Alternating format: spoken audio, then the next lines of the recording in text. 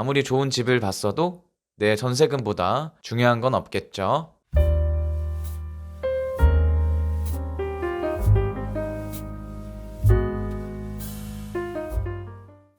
안녕하세요. 대출남자 대남입니다. 오늘은 일반적인 전세대출에 관해서 말씀드려 보겠습니다. 어떻게 해야 조금이라도 내 소중한 전세금을 지킬 수 있는지, 그리고 계약 절차 안에서 실제적으로 이용할 수 있는 꿀팁들 이해하기 쉽게 제가 한번 설명해 드리도록 하겠습니다. 그럼 지금 바로 시작하겠습니다. 네, 전세자금 대출. 전세자금 대출은 전세금의 일부를 대출해주는 상품입니다. 일반적으로 80%까지 대출이 가능합니다. 현재 내가 2억 기준 전셋집을 알아본다면 80%인 1억 6천까지 가능하다는 겁니다. 그렇다면 내가 현금 보유액이 4천만 원이 있다면 계약이 가능하겠죠. 전세자금 대출은 일반 대상 목적물을 담보로 하는 주담대와 다르게 무엇을 보고 대출해 줄까요? 네, 바로 보증기간을 믿고 대출을 해줍니다. 일반 시중은행에서 대출을 받기 위해서는 보증기관이 요하는 조건들을 충족하여 보증서를 발급받아 해당 보증서를 통해 은행이 대출을 해주게 됩니다. 그렇다면 전세자금 대출은 어디서부터 알아보는 게 제일 유리할까요? 네, 조건이 된다면 기금재원부터 알아보시는 게 맞습니다. 기금재원 대출이란 국민주택기금을 바탕으로 공공기관이나 지자체에서 해주는 것을 말합니다. 대표적으로 버팀목 전세 대출이 있겠습니다. 내가 현재 19세 이상 대출 신청일 시점에 무주택 세대주이거나 신혼부부라면 무조건 우선적으로 알아보시면 되겠습니다. 다음으로는 은행재원 대출을 알아보시면 되겠습니다. 말 그대로 은행 자금으로 대출을 나가는 것을 은행재원 대출이라고 합니다. 기금재원 대출 상품 기준으로 대출이 나가면 좋겠지만 소득 기준이나 대출 조건이 까다롭기에 일반적으로는 은행재원 대출을 많이 알아보시는 편입니다. 여기서 알아두시면 좋은 팁 하나 설명드리겠습니다. 무조건 주거래 은행이라고 해서 대출 금리가 저렴하지는 않습니다. 영리기업인 은행 입장에서는 기존 고객보다 신규 고객에게 더 큰 혜택을 줄 수밖에 없습니다. 쉽게 말해서 인터넷이나 휴대폰 통신사 다른 거 쓰면 지원금 이벤트 하고 최대한 많은 신규 고객을 유치하려는 전략과 비슷하게 생각하시면 됩니다. 때문에 인터넷 약정을 하는 것처럼 급여 통장이나 적금, 카드 등 여러 가지 부수 거래를 통해서 좀 더 우대 금리를 받으실 수도 있습니다.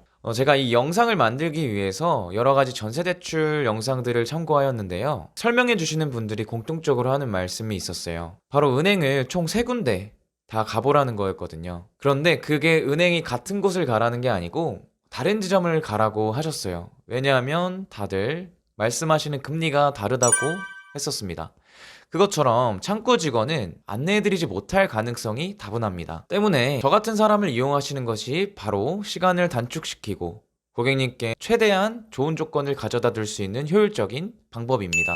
오히려 일부 보험사 같은 경우는 창구에 가시면 더 금리가 비쌀 여지가 매우 높습니다. 매년 바뀌는 부동산 정책들과 규제, 이것들을 전문적으로 공부하시고 교육받는 분들에게 맡기는 것이 가장 합리적인 선택입니다. 저희한테 맡긴다고 해서 저희가 이런 대출 중개 수수료라든지 다른 혹시라도 금리가 더 높진 않을지에 대해서는 전혀 걱정 안 하셔도 됩니다. 그렇다면 대출 절차는 어떻게 되는 걸까요? 먼저 부동산에서 마음에 드는 전세 매물을 알아봐야겠죠. 단 임대인이 대출 동의를 해주는 집으로 부동산 중개인한테 말씀을 드리면 알아서 그런 집들로 선별해서 보여줄 겁니다. 만약 마음에 드는 집이 생기셨다면 계약은 잠시 미뤄두고 은행에 가서 사전 심사를 받으시면 되겠습니다. 참고로 가계약을 막 권유하는 중개사들이 많을 거예요. 되게 여러 가지 엄청난 말장난으로. 저는 사실 이런 걸 일 잘한다고 생각하긴 하지만 예를 들면은 이따 저녁에 또 누가 보기로 한 매물이다, 아니면 예약팀이 많다, 이 매물 되게 귀하다, 이런저런 말로 가계약이라도 하는 것을 추천드릴 거예요. 아무리 좋은 집을 봤어도 내 전세금보다 중요한 건 없겠죠. 그 중개사에게는 사전 심사할 테니까 은행에 가서 등기부등본을 부탁드리면 됩니다. 그러면은 등기부등본을 떼줄 텐데 밑에 부분에 나와 있는 열람일시를 잘 확인하셔야 합니다. 이게 지금 떼어준 건지 아니면은 뗀지 조금 된 등기부등본인지에 대해서요. 만약에 이게 정 불안하시고 조금 기일이 지난 등기부등본이다 하시면 그냥 등기소 사이트에 들어가시면 간단하게 출력하실 수 있습니다. 그렇게 은행에 알아보시고 만약에 가능하다는 답변을 들으면 그때 계약을 진행해도 전혀 늦지 않으니까 걱정하지 않으셔도 되고요.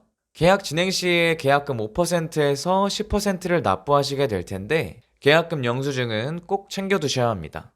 부동산에서 알아서 이렇게 계약금 영수증을 해줘야 되는 게 맞는데 가끔 까먹으시는 분들도 계시니까 꼭 계약금 영수증은 챙겨두시는 게 맞습니다. 계약서 작성 후에는 당연히 바로 주민센터에 가서 관할 주민센터로 가셔야 됩니다. 주소지 있는 관할 주민센터로 가서 확정일자를 받으시고, 그리고 저에게 상담받은 저희와 같이 함께 일을 하고 있는 상담사와 함께 대출 진행을 하시면 되겠습니다. 확정일자는 대출 진행이 꼭 아니더라도 내 권리와 권한을 위해서라도 꼭 받으시는 게 맞습니다. 그렇게 서류 진행까지 다 하시고 이제 잔금일이 다가왔습니다.